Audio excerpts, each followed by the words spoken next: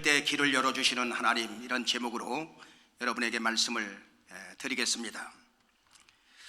여러분들은 신앙생활하면서 가장 부러운 게 무엇입니까? 부자가 되는 거, 아니면 건강입니까? 아니면 성공입니까? 아니면 자식들이 잘 되는 것입니까? 가장 부러운 것은 믿음이 가장 부러워야 할 줄로 믿습니다. 마태복음 11장 12절에 보면 다 같이 세례 요한의 때부터 지금까지 천국은 침노를 당하나니 침노하는 자는 빼앗느니라. 여러분, 세상의 욕심은 욕심이 잉태한 즉 죄를 낳고 죄가 장성한 즉 사망을 낳느니라. 그래서 욕심 부리지 말라는 거예요. 그러나 여러분, 영적인 욕심만은 여러분 있어야 될 줄로 믿습니다. 그렇게 보니까 자리가 여기 딱 비어서 들이다 말고 제가 이렇게 해서 우리 청년들 여기 앉혔는데 그 자리 잘 차지해. 여러분, 자리 싸움에서 벌써 이미 모든 게 결정이 나는 거야. 그 자세가 중요하다 이 말이에요. 그러면 목사님은 신앙생활하면서 평신도들도 했다고 청년도 했다라는데 그럼 맨 앞에만 앉았습니까? 저는 제일 앞에 앉았어요. 맨날 학교에서도 그렇고. 여러분, 사모함이 벌써 여러분 승리하게 만들어가는 것입니다. 성경에 나오는 믿음의 사람들의 믿음을 내 것으로 삼기 위해서 우리는 그 원리를 잘 터득을 해야 됩니다. 그래서 믿음의 사모함과 믿음의 열정이 꼭 필요하다 그 말이에요. 믿음은 큰 문제를 해결하는 능력이 됩니다. 또 이 믿음은 문제를 해결하는 열쇠가 되기도 합니다. 또 이 믿음은 길을 여는, 꽉 막힌 길을 여는 통로가 되기도 합니다. 또 이 믿음은 사방으로 꽉 막혀 있어도 하늘문을 여는 열쇠가 되기도 하는 것입니다. 목사님, 믿음만 있으면 다 되겠네요. 믿음만 있으면 다 되는 것입니다. 오늘 본문의 이스라엘 백성들은 10가지 재앙을 통해서 하나님이 어떤 하나님인가를 알았어요. 애굽 사람들이 섬기는 10가지 신은 아무것도 아니다 하는 것을 여러분 그들은 깨달았던 것입니다. 그들은 개구리를 섬기고 이를 섬기고 흑암을 섬기고 나일강을 섬기고 이런 것들을 섬겼어요. 근데 그런 것이 아무것도 아니라는 것을 그 재앙을 통해서 깨달은 것입니다. 그리고 이스라엘 백성들은 모세의 지도 아래 이제 애굽을 떠나게 됩니다. 출애굽기 13장 21절로 22절에 보니까 다 같이 여호와께서 그들 앞에 행하사 낮에는 구름 기둥으로 그들의 길을 인도하시고 밤에는 불기둥으로 그들에게 비추사 주야로 진행하게 하시니 낮에는 구름 기둥 밤에는 불기둥이 백성 앞에서 떠나지 아니하니라. 여러분, 모세가 이스라엘 백성들을 이끌기 시작할 때 하나님은 이미 앞서서 지금 홍해를 건너기도 전에 홍해를 건너가게 난 후에 여러분 구름 기둥 불기둥이 뜬 게 아니라 이미 건너가기 전에 낮에는 구름 기둥으로 밤에는 불기둥으로 그들을 인도하고 계셨던 것입니다. 앞에서 미리미리 인도하셨다 이 말이에요. 그런데 애굽의 바로는 특별 병거 600승과 애굽에 있는 모든 병거를 총동원 해서 지금 이스라엘을 추격하고 있었어요. 바로가 점점 가까워올 때에 백성들은 성경에 보니까 심히 두려워하면서 여호와 하나님께 부르짖으면서 반항하듯이 울부짖기 시작합니다.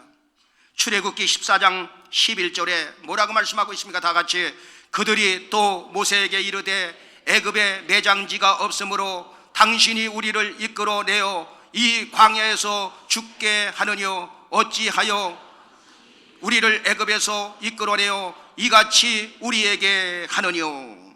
여러분, 지금 이스라엘 백성들은 애굽에 피바르지 아니한 모든 가정은 장자가 죽는 재앙을 눈으로 그대로 목격하고 귀로 그 소리를 다 들었습니다.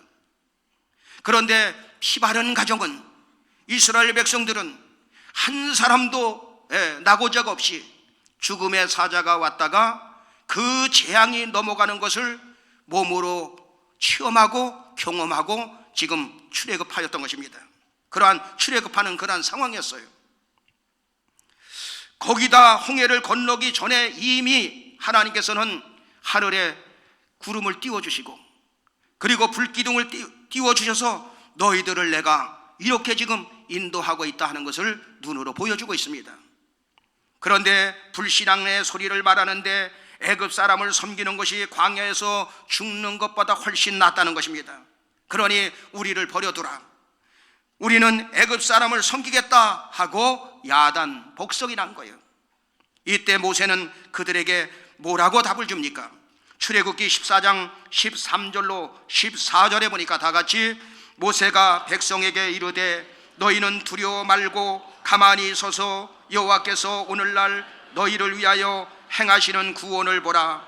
너희가 오늘 본 애굽 사람을 또다시는 영원히 보지 못하리라.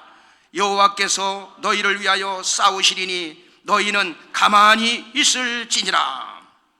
그리고 하나님의 명령을 따라 모세가 그 앞을 향해 손을 내어 밀 때 홍해가 갈라지면서 대역사가 일어난 것 아닙니까?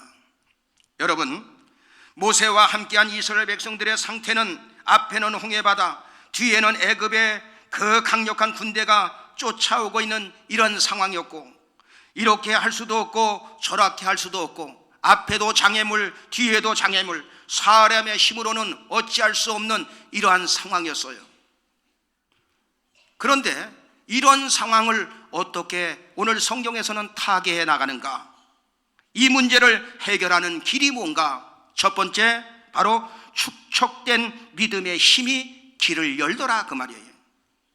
믿음이 쌓일 때 역사가 일어난다 그 말입니다. 여러분, 왜 이스라엘 백성들은 모두가 흔들리는데 모세는 앞뒤에 큰 장애물이 있음에도 불구하고 그렇게 담대할 수 있었는가? 그것은 모세가 하루아침에 이루어진 사건이 아니라 모세의 믿음이 점점 그 부르심부터 시작해서 그에게 쌓여 있었던 것입니다. 그리고 나중에 어떤 결정적인 순간에 그 진가를 드러내게 된 거예요.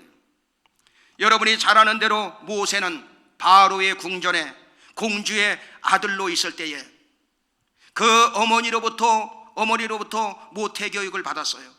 그래서 어찌해든지 내 백성을 구해야 되겠다는 생각을 갖게 됩니다. 그래서 노역하는 현장에 가보니까 애굽의 반장이 이스라엘 백성들을 그 때리는 그 모습을 보고 그 의분을 참지 못하고 그를 죽여서 모래에다 묻는 사건이 일어나요. 그리고 그 이튿날 다시 노역하는 그 현장에 가보니까 이번에는 이스라엘 사람들끼리 서로 다투는 거예요. 왜 같은 민족끼리 너희들 다투느냐? 그랬더니 그들이 언제부터 너를 여기에 장관으로 세웠느냐, 재판관으로 세웠느냐? 어제는 그 애굽 사람을 죽이더니 오늘은 우리 중 누구를 죽이려고 하느냐? 바로 그 사실이 탄로나자 모세는 쫓겨나서 미디안 광야로 들어가게 된 것입니다. 거기서 40년이라는 세월을 보내요. 어느덧 그의 나이 80이 되었습니다. 80이 되었을 때 뭐 했느냐? 장인 이드로의 양을 치고 있었던 거예요. 그러니까 그때는 내 힘으로 아무것도 할 수가 없구나 하는 것을 깨닫고 모든 것을 내려놓은 상태였습니다. 그런데 여러분, 호렙에 이르렀을 때, 하나님의 삶 호렙에 이르렀을 때 어떤 일이 벌어집니까? 출애굽기 3장 2절에 보니까 다 같이 여호와의 사자가 떨기나무 불꽃 가운데서 그에게 나타나시니라. 그가 보니 떨기나무에 불이 붙었으나 사라지지 아니하는지라. 모세는 그 광경을 보면서 어찌하여 불꽃은 저렇게 활활 일어나는데 떨기나무는 저렇게 타지 않고 그대로 있단 말이냐?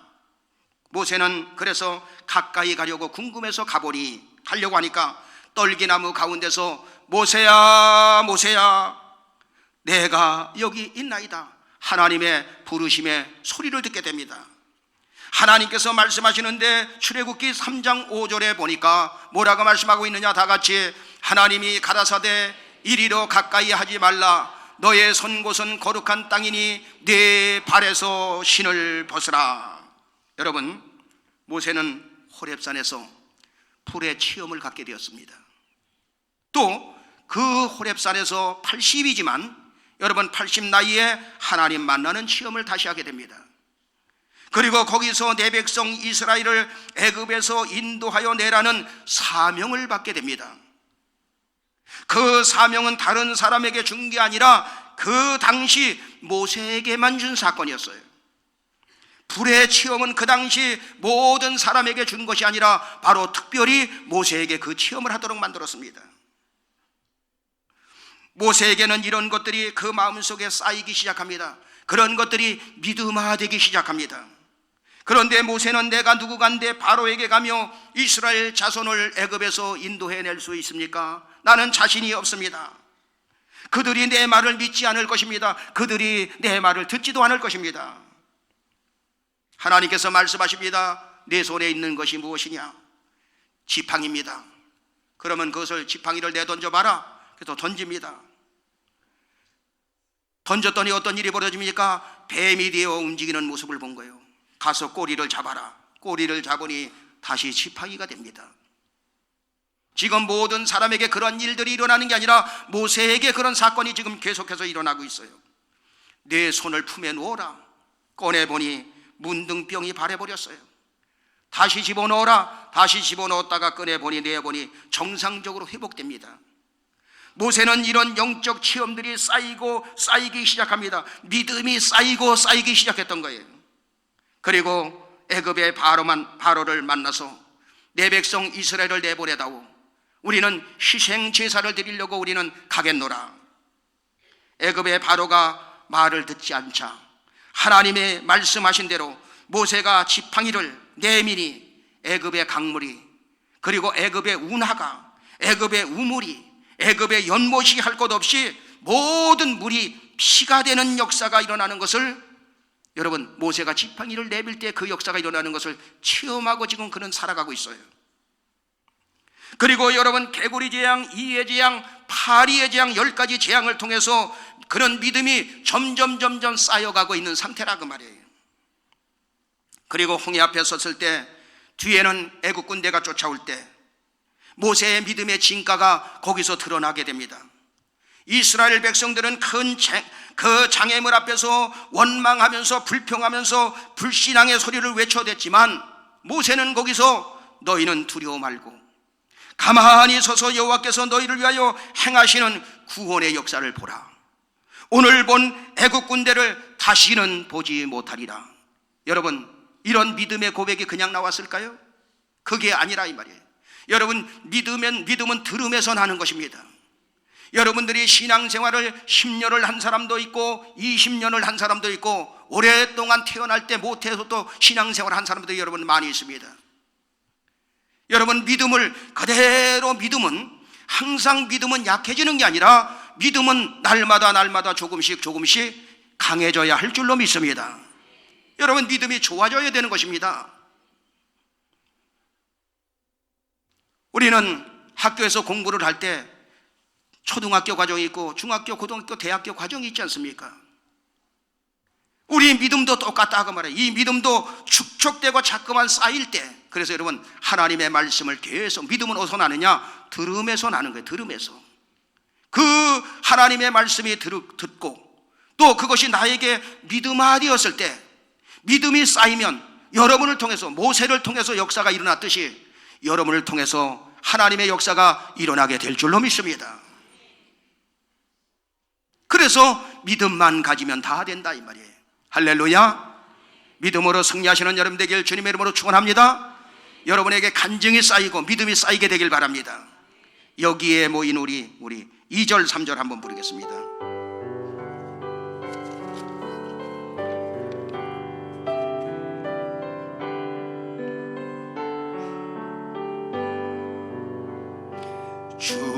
주님이 뜻하시니 헤아리기 어렵더라도 언제나 주 뜻 안에 내가 있음을 아노라. 사랑과 말씀들이 나를 더욱 새롭게 하니 때로는 넘어져도 최후 승리를 믿노라. 이 믿음 더욱 굳세라. 주가 지켜주신다. 어둠 밤에도 주의 밝은 빛 인도하여 주시. 3절입니다. 여기에 모인 우리 사랑받는 주의 자녀라. 주께서 뜻하신 바 우리 통에 펼치신다. 고통과 슬픔 중에 더욱 주님 의지하오니 어려움 이겨내고 주님 더욱 찬양하라. 이 믿음 더욱 굳세라. 주가 지켜주신다. 어둠 밤에도 주의 밝은 빛 인도하여 주신다. 할렐루야. 두 번째, 인내의 믿음이 여러분 길을 여는 것입니다. 믿음으로 인내하며 나아가라. 반드시 길은 열린다. 여러분, 모세가 그냥 손을 내밀었더니 쫙 열리면서 이스라엘 백성들이 그냥 건넌 건 아니에요. 애굽의 진영과 이스라엘 진영 사이에는 저편은 구름과 흑암으로 꽉 차 있고, 그리고 그래서 이스라엘 쫓아오던 애굽 군대는 더 이상 진격을 할 수 없었고, 또 이 편은 밤인데도 대낮처럼 밝게 만들어서 저편이 이 편에 가까이 하지 못하도록 하나님의 사자가 가로막았다고 성경은 말하고 있어요. 자, 그렇게 하면서 출애굽기 14장 21절에 보면 다 같이 모세가 바다 위로 손을 내어 민대 여호와께서 큰 동풍으로 밤새도록 바닷물을 물러가게 하시니 물이 갈라져 바다가 마른 땅이 된지라. 이스라엘 자손들은 육지같이 그래서 건너게 되고 물은 좌우에 쌍벽을 이루게 됩니다. 여러분, 모세가 손을 딱 내미는 순간에 바다가 쫙 갈라지면서 20분 만에 30분 만에 그냥 그대로 일제히 쫙 건넌 게 아니고, 여러분, 이천시 인구가 22만 막 이렇게 23만 뭐 이렇게 말하고 있죠. 그런데 한번 여러분 한 자리에 모였다고 생각해 보세요. 23만이 모였다고 생각해 보세요. 그러면 여러분 뒤에 사람 보이지도 않습니다. 그 23만이라는 인원이 그 보통 인원이 아닌 거예요. 1만 명, 2만 명만 모여도 많습니다. 그런데 20여만 명이 아니라 장정만 60만이에요. 장정만 60만. 거기다가 어린아이, 할머니, 할아버지 전부 여자 남자 할 것들 다 동원되면 200만에서 300만 정도 되는 거예요. 그러니까 전우좌우로 퍼져서 여러분 보이지도 않은 거예요. 그러니까 이런 상태에서 하나님은 큰 동풍으로 밤새도록 물러가게 하시면서 이스라엘 백성들을 안전하게 건너게 만들어 주셨다 이 말이에요. 그냥 우리는 이 성경을 읽으면 한순간에 그냥 훌쩍 건넌 줄 알아. 그게 아니에요. 밤새도록 동풍을 불게 해가지고 그 바람 소리와 함께 그 물을 밀어내면서 거기서 마른 땅처럼 건너게 만드는 거예요. 드디어 애국 군대가 바로의 말들과 함께 이제 이스라엘 백성들이 다 건넌 후에 바다 가운데 들어서게 됩니다. 그럴 때 어떤 일이 벌어지느냐? 출애굽기 14장 24절에 보니까 다 같이 새벽에 여호와께서 불구름 기둥 가운데서 애굽 군대를 보시고 그 군대를 어지럽게 하시며 가운데 들어섰을 때에 그 병거 말들과 모든 것이 다 동원돼서 들어왔을 때에 불기둥 구름기둥으로 그냥 가서 그 앞에 띄워버리니 거기서 병거의 바퀴가 벗어져 나가고 애굽 사람들이 막 거기서 혼란에 빠지게 됩니다. 그때 하나님께서 손을 내밀라 하시니 손을 내밀 때에 물이 다시 흘러서 바로의 군대를 다 덮쳐버리고 하나도 남김없이 멸절시켰다고 성경은 말하고 있습니다. 여러분, 하나님은 오랫동안 인내하시다가 이처럼 한순간에 그 역사를 이루시는 거예요. 홍해를 건너기 바로 직전이 가장 어두운 환경, 앞에는 큰 물이 흐르는 홍해가 흐르고 뒤에는 수많은 바로의 군대의 함성소리, 모든 것이 끝나는 줄 알았어. 그런데 그 결정적인 순간에 하나님께서 길을 여시고 이스라엘 백성들을 모두 애굽에서 여러분 인도하시는 일에 성공하게 만들었던 것입니다. 우리는 살아가면서 아주 절박한 환경을 만날 수 있어요. 그런데 그 절박한 환경을 만났을 때가 뭐냐? 가장 어두운 시간, 이제는 더 이상 내려갈래야 내려갈 수 없는 그러한 시간까지 이르렀을 때 거기에서 하나님은 길을 여신다 이 말이에요. 그 원리를 여러분들이 잘 알아야 되는 것입니다. 이스라엘 백성들은 현실 앞에 조급하지요. 이스라엘 백성들은 문제 앞에 두려워 떱니다. 이스라엘 백성들은 하나님을 원망하며 모세를 원망하며 모두들 무너지고 있었어요. 그런데 여러분, 모세는 다릅니다. 앞에는 홍해바다가 버티고 있어도, 그리고 뒤에는 애국 군대가 칼을 품고 달려오고 있어도, 그리고 백성들이 아우성 소리에 다시 돌아가지는 소리로, 그런 소리로 들려와도, 이런 현실 앞에 출애굽기 14장 13절로 14절은 그렇게 말하죠. 다 같이 모세가 백성에게 이르되 너희는 두려워 말고 가만히 서서 여호와께서 오늘날 너희를 위하여 행하시는 구원을 보라. 너희가 오늘 본 애굽 사람을 또다시는 영원히 보지 못하리라.